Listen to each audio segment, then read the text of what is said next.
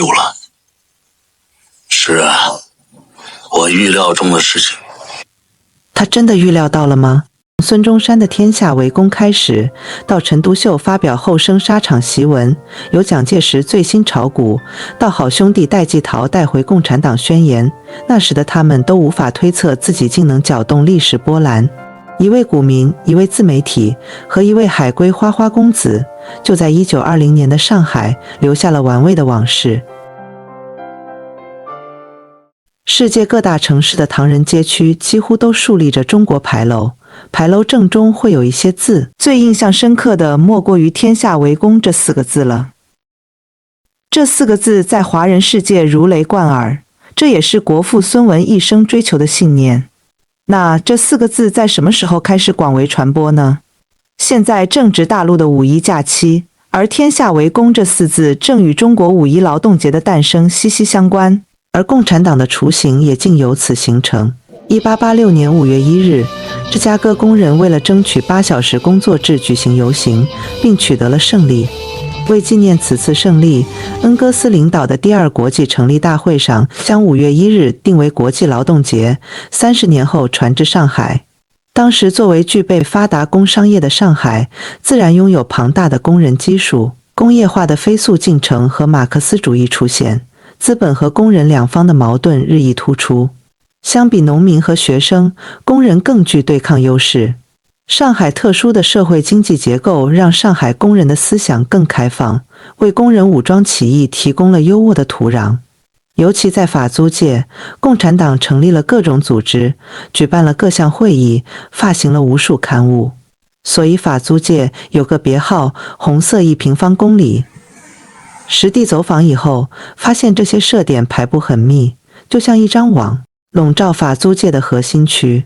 1915年5月，28岁的蒋介石开始写日记，第一篇就是袁世凯承认21条。同年9月，陈独秀于上海创办《新青年》杂志。这2位人物在当时前后脚做了2件再平凡不过的小事，前者把心事付诸日记，后者更类似于现在的自媒体，在民宅里办了份杂志。这一年所发生的一件大事和2件小事，如同蝴蝶效应，掀起惊涛骇浪，并影响至今。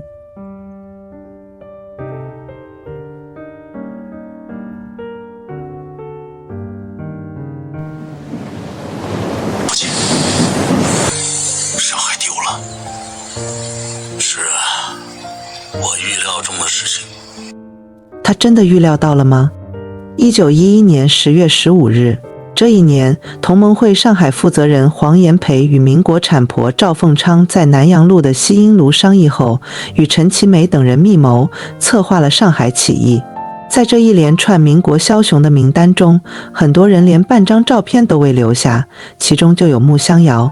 然而他与其胞弟创办的后生纱厂，直接或间接导致了后来共产党的诞生，这也根本不为世人所知。杨浦区人民法院曾经就是后生纱厂的旧址。被天下闻名的上海，那时已经有张謇、聂云台、荣宗敬，分别代表士商、官商和民商3股势力。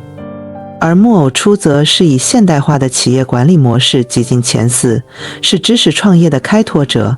他也是唯一向管理学之父泰勒当面请教的华人。而泰勒制作为现代企业管理的核心，在中国企业的落地比欧洲还要早。正是因为木偶初在1915年就翻译了泰勒书籍，是首位中文翻译者。资本主义在提高劳动生产率的成就就是泰勒制。同资本主义其他一切进步的东西一样，既是资产阶级剥削的最巧妙的残酷手段，又包含一系列的最丰富的科学成就。列宁毁誉参半的评论发生在10月革命前后。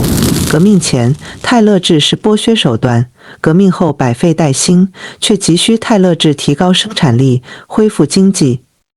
而在上海，木偶初的后生纱厂也在那时遇到了同样的问题。1918年11月，蔡元培发表了题为《劳工神圣》的演说。1919年5月1日，晨报第一次出专号纪念五一劳动节。李大钊在专号上发表了著名的五一节 May Day 杂感。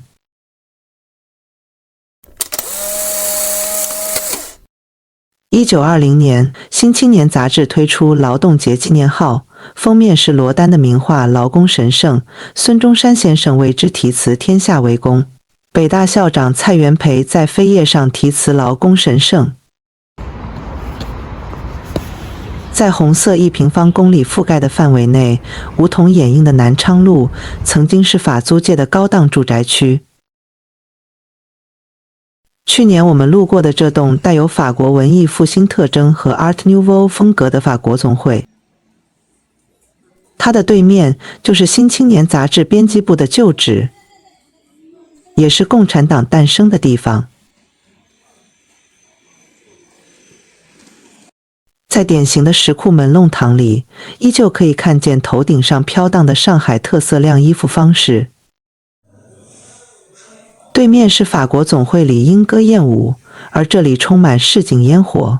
在这样的环境下，恐怕很难预料到这里会诞生一个掌控中国命运的组织，且持续至今。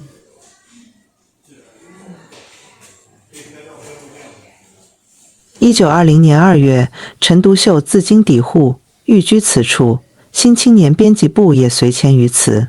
从第8卷第1号起，新青年成为上海共产党早期组织的机关刊物。也是在搬入这后不久，陈独秀便在5月1号的那期上刊登了上海后生纱厂湖南女工问题。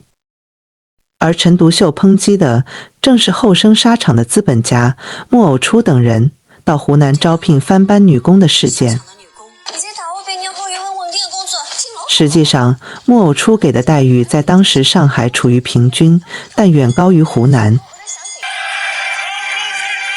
1919年，适逢劳工神圣之风盛行，且有孙中山、蔡元培背书，后生纱厂招聘无疑是成为了众矢之的。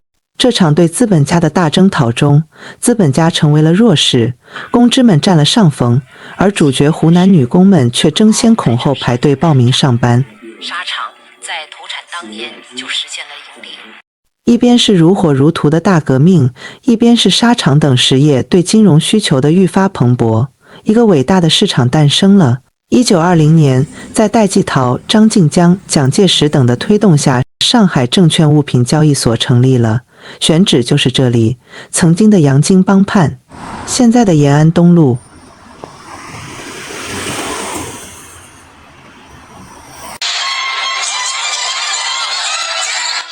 上海股市成立半年，业绩斐然，掀起一片炒股狂潮。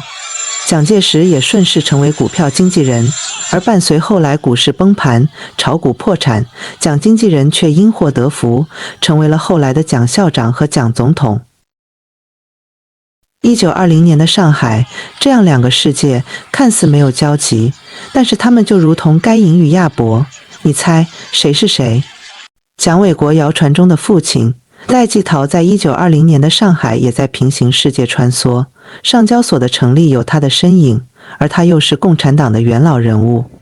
渔阳里6号是共青团成立的地方。